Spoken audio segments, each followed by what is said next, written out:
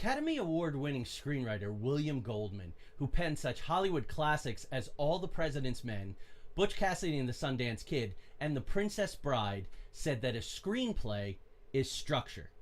And though it's definitely true that screenplays rely on structure maybe more than some other forms of writing, all writing has structure.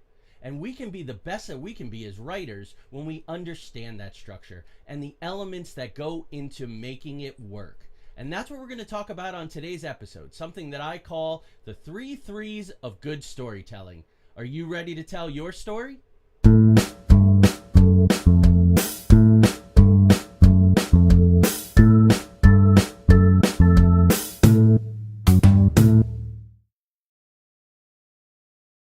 Hi, and welcome to another episode of Every Day is a Story All Its Own. I'm really excited to talk to you today. We're going to talk about something called the 3 threes of good storytelling. So I have my trusty legal pad right here, and I have them all written out. So what I found as I was learning to be a writer and how I was learning to teach other people to write was that you could really get lost in all the structure and all of the complexity about what makes a story work. So I was looking at different ways that I could break it down and make it manageable. So I have them written on here. There's 3 sections, 3 each. The first one is called the basics. The who, which is also the character, the where, which is the place, and the what, which I like to think of as the main problem. And I'll explain a little bit more about that as we go. The second one is called the framework. The beginning, the middle, and the end. Simple, right? Until you start writing. And then the third, which is the mechanics. That's the circumstances, it's the conflict, and it's the climax. So we're going to go over today the first 3, the who, the where, and the what, also known as the main problem. The very first item on the list is also the most important, and that's the who. And of course, I'm talking about characters. Now, it's easy to make the mistake of thinking that a theme, a high concept, a really cool idea of a twist or some kind of mystery is going to see you through and connect with your audience. But that really kind of is a mistake. Audience relate to characters. Just like as people, we relate the best to another person. And so we spend the most amount of time when we're crafting our story on crafting the characters. And I'm going to devote a lot of time in future videos in looking at the creation of a character from the writer's point of view, and then how the director interprets it and finds nuances, and then what the actor ultimately does with it. So today we're just going to talk a little bit about characters. Characters need to be complex. They need to have struggles, interior struggles as well as exterior struggles. Think about Frodo in The Lord of the Rings. Frodo has to leave home, has to cross that threshold in the hero's journey, as Joseph Campbell would say, but he's also got to deal with his fear. So he's got to go to Mount Doom, he's got to throw the ring in, he's got to do all these scary things, but inside of him there's all these questions. Missing home, am I good enough to do this? Am I the right person for the job? And so what I like to do when I'm creating my characters is make sure that I have a big enough variety of characters surrounding the main character that we can really understand a lot about that main character. And to do that, I use something that I call the character continuum. And I've been talking about this a lot recently, and writers, actors, directors all really seem to be very into it. So we're going to spend a little time on it. I have 2 examples here for you. The first one is from The Wizard of Oz. And so we're looking at 3 ladies here. I'm making it very simple to start. On the left-hand side, the sinister side, you know, the left-hand side there, sometimes thought of as the more evil side, we have the Wicked Witch. And then on the right-hand side, we have Glinda, who of course is the Good Witch. And right in the middle is Dorothy. In the middle is always where you want your hero, your main character, that person that the audience is going to most clearly identify, because that's really the person in the story who's most human. I mean, think about the evil witch. She's really evil. Not too many people can really identify with her. And the same thing with Glinda. She is so good that it's hard to identify. But Dorothy is missing home. She's on this journey where she went from really 0 growth opportunities to leaving the safety of her home and going out on her hero's journey after the tornado. and really needing to find herself. And so she could go either way. Sometimes she will have actions that gravitate closer to the witch's side. Sometimes she'll do actions that lean closer to Glinda's side. Now, I have a second example here that I use all the time, and it's a little more complex. Now, I've already mentioned Joe Campbell and the hero's journey a couple times. Get used to that because I really use that a lot in my work. And oddly enough, George Lucas studied very closely with Joe Campbell when he was creating the characters for Star Wars. So if you look at this here, and I'm going to take a look at it too here just to remind me, you have going from the left, so going from the absolutely most evil to the more good, you have the Emperor, you have Darth Vader, you have Lando Calrissian, because you know how super complex he is, you have Han. In the middle, you have Luke. Luke, of course, is the hero of our story. He's the one who has to leave home, who has a real growth opportunity, and who has to go through a bunch of obstacles. Then we have Leia, and then we have Ben Kenobi, and then we have Yoda. Now, an interesting thing here, Yoda corresponds pretty well with Glinda, and the Emperor corresponds pretty well with the Wicked Witch. These are not characters that we really identify with. And if we're honest with ourselves, we probably don't identify with Vader that much either. He's pretty evil. And Ben Kenobi has a standard of spiritual wisdom. He's the guru that we're all aspiring to, but we're not there yet. But Luke especially takes this whole journey, again, because Joe Campbell was really guiding George Lucas so much in the journey to create the Star Wars story, that we know that he gets pulled to the left side. He gets pulled to that dark side. And that's when we're really tense. Is he going to go? What's going to make him pull back? He gets help from the people on the right-hand side. So that's the way the character continuum works. So creating character, super important, and we're going to talk about it a lot on this channel. Next, it's time to talk about the where, the place. And this is also really important, because when we talk later about the circumstances, you'll see that the place really affects how the character behaves, especially when you add in a really good complex problem that the character has to overcome. So place is about a lot of things. Place is about safety. Place determines your attitude and your atmosphere for your characters and also for your story. Obviously, think about the gothic horror genre. You know, castle that's spooky definitely sets the mood, sets the tone, sets the atmosphere. So place becomes very important for that. But we always want to go back to character. What is the place doing to the character? And we're always thinking about movement. We're always thinking about the character starting in one place, literally and psychologically, and moving to another place, crossing the threshold. So I have 3 examples that I want to talk about now. We'll stick with The Wizard of Oz to start. So Dorothy is in Kansas. It's very bland. It's black and white. Victor Fleming was so helpful. He even showed us that Kansas, it's black and white, or sort of a sepia color.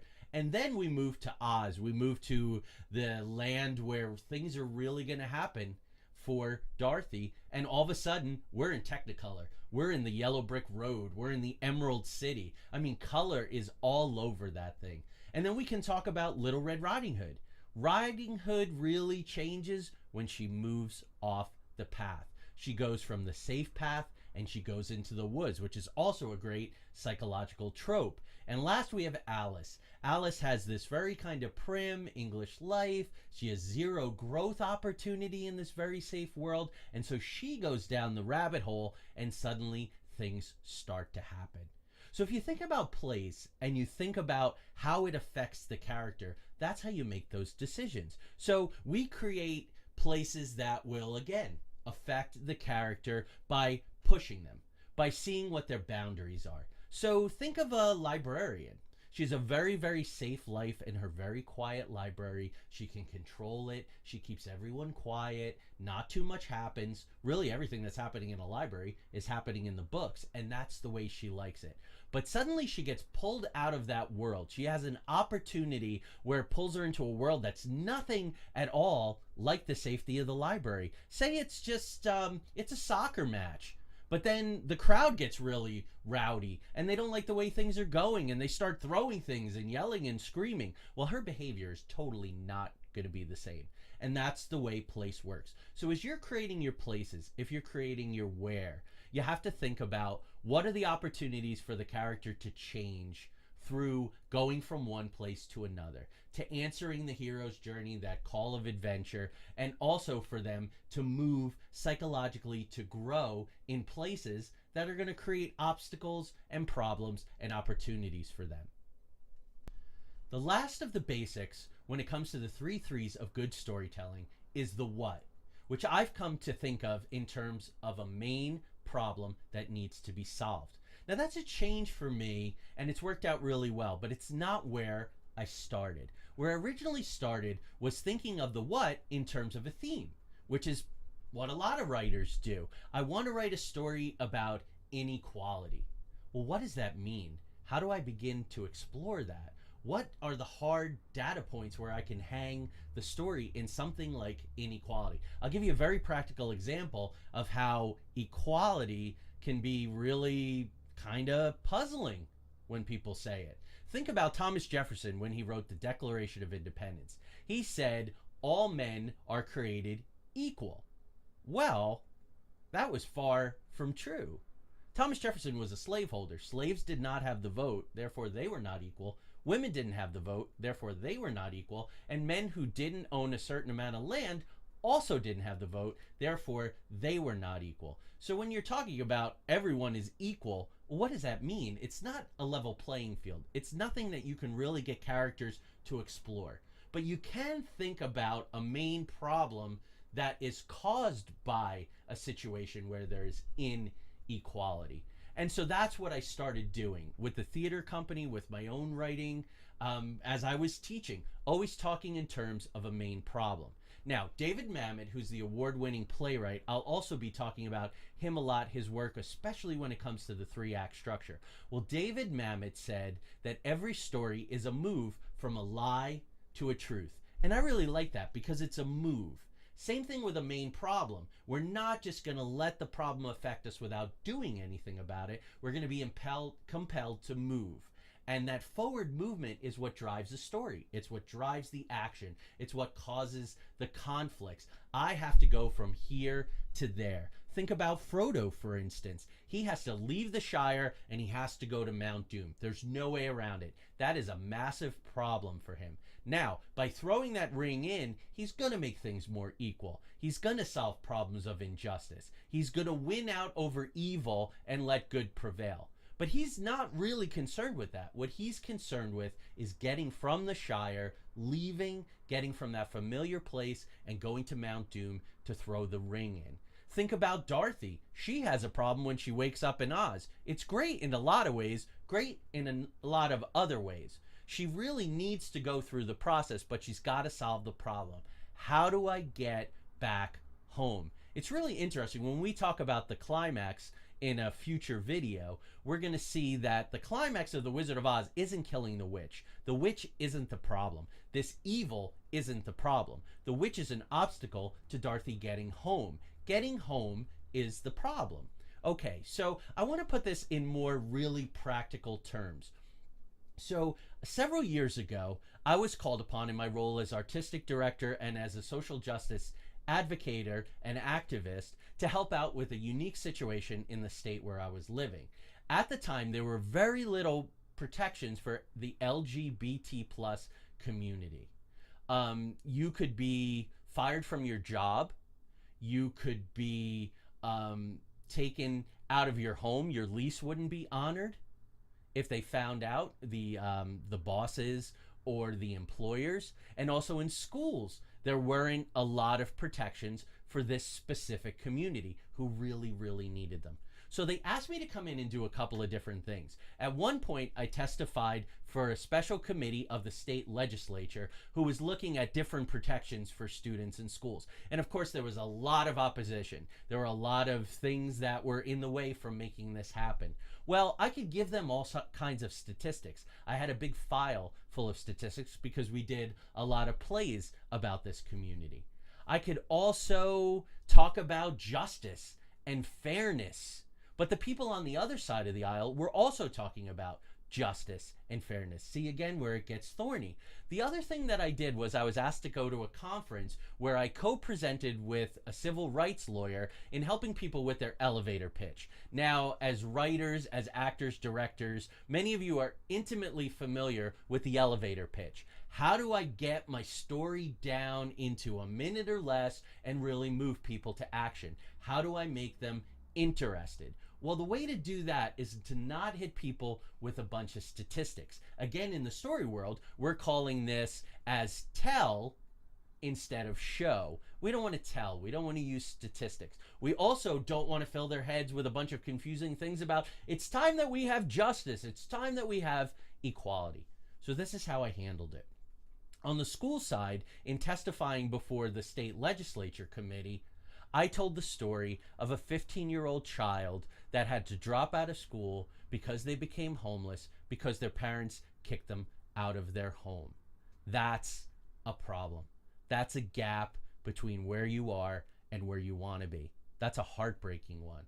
On the other side, with the elevator pitch, we also help people tell your story. What is your story? How is this affecting you? I got the opportunity to get a Chamber of Commerce to sign on in support of the legislation, and they were the first county Chamber of Commerce to do it in the state.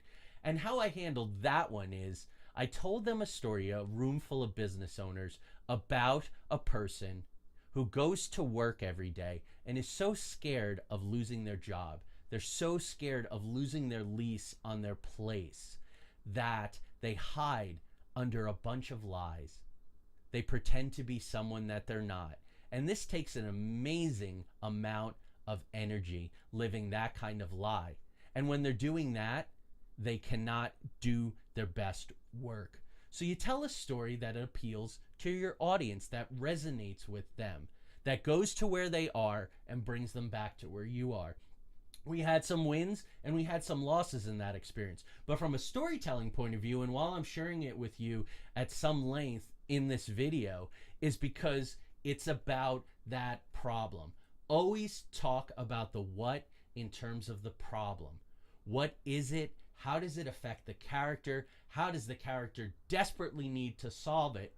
So much so that they're willing to take risks. They're willing to get out of their comfort zone. They're willing to make sacrifices and take chances to get knocked down and stand back up again. So that's all I have for you in this first episode. We covered the who, the where, and the what. Next time on Every Day is a Story All Its Own, we're going to talk about the beginning, the middle, and the end. Sounds simple, but like I said in the opening, it really, really isn't when you try to write it. I'll see you next time. Keep on telling your stories.